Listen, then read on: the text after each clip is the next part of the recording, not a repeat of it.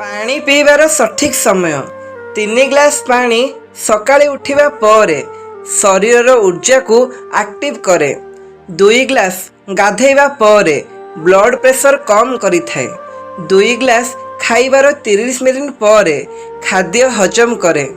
आधा ग्लास पानी सोइबा पूर्वरु पीबा उचित, हार्ट अटैक रोकी थाए।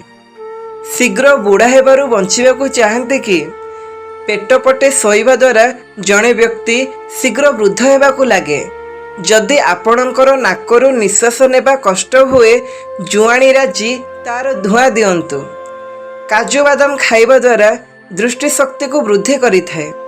भोजन करिबा परे शरीर रे रक्त प्रवाह कमी जाए, तेणु आमको अलस बा निद लागे, तेणु आमे हालुआर करिथाउ। अधिक टेंशन नेउथिबा व्यक्ति केसर धड़ा पियाज रस लगाइबा। पत्नी सबुबेले कौन चाहती? गोटे पत्नीर जीवन रे सबुठारु बड़ उपहार कौन जानिचंती?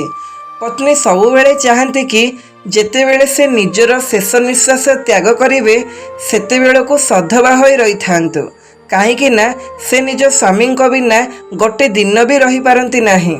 जदि स्वामी अछंती ताहेले निश्वास अछि। काहा बिना अनुमति रे ए सब व्यवहार करिबो नाही।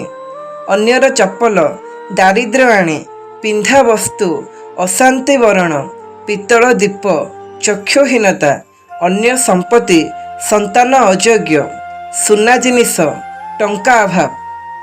लंका खाइबार उपकार रक्त संचालन वृद्धि करे, रोग प्रतिरोधक शक्ति मजबूत करे, जीवाणु संक्रमण रक्षा करे, कैंसर रोगर आशंका ह्रास करे, आयरन वृद्धि रे सहायता करे, एंटीऑक्सीडेंट रे भरपूर अटे।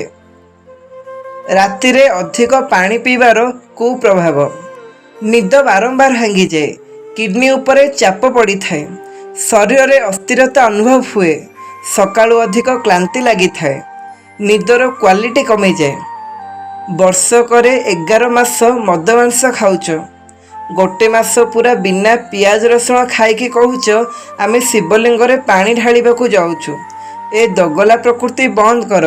गोटे मास पई धार्मिक हेबारे कौन लाभ अछि?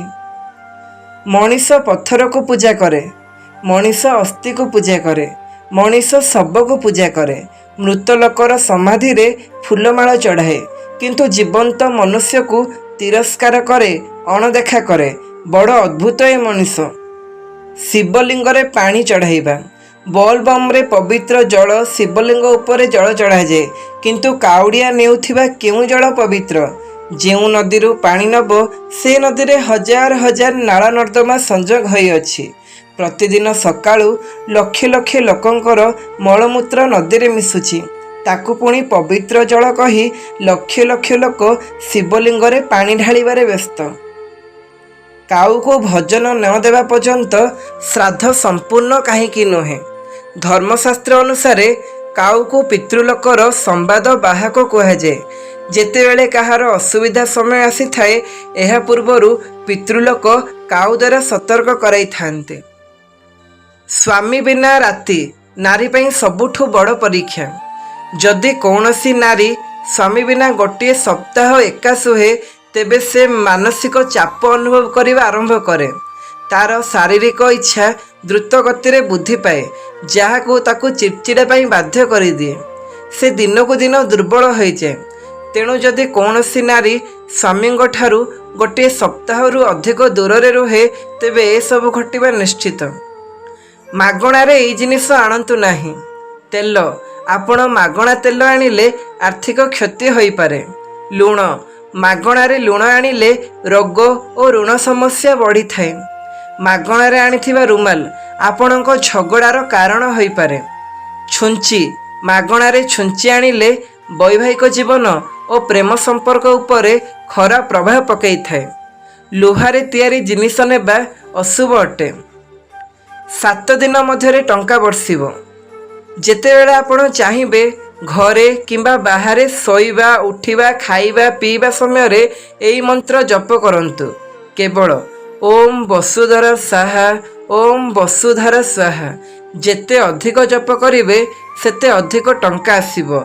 यह 7 दिन मध्य आरंभ हेबो।